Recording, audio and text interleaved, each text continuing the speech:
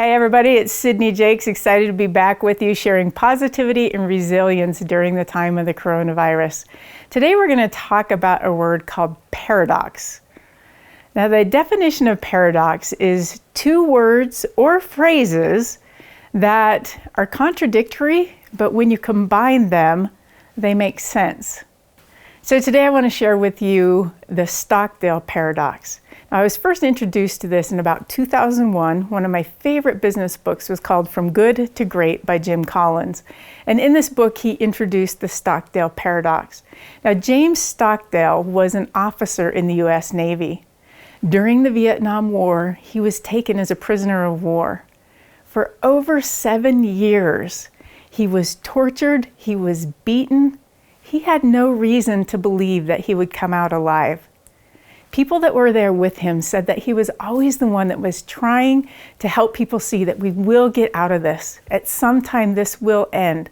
He actually tried to come up with codes and ways for people to communicate. But it was a hard time. But what he says is, he said, I learned, and this is where the paradox comes in. He said, I always had faith that I would get out and that I would conquer this dilemma. But at the same time, I had to acknowledge what a horrible, awful thing this was, and that it was hard every single day.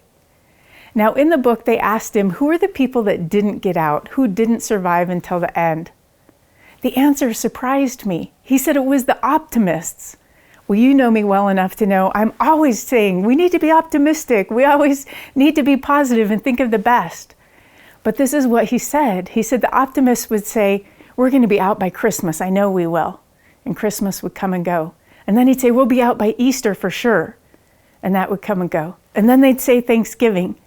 And he said by the next Christmas, they would die of a broken heart because they were so set thinking this is when this is going to be over. So the paradox that he talked about is that he always hoped for the best, but he acknowledged and prepared for the worst. Now, this time of the coronavirus, it's crazy. My team, we have a lot of mouths to feed. We're doing the very best that we can, but we're also preparing for the worst and acknowledging that this is a hard economic time for our company right now. In the same way, in our lives, we need to decide, how are we going to take this on? There's a quote that I really, really love by James Stockdale. I never lost faith in the end of the story. I never doubted not only that I would get out, but also that I would prevail in the end and turn the experience into the defining event of my life, which in retrospect I would not trade.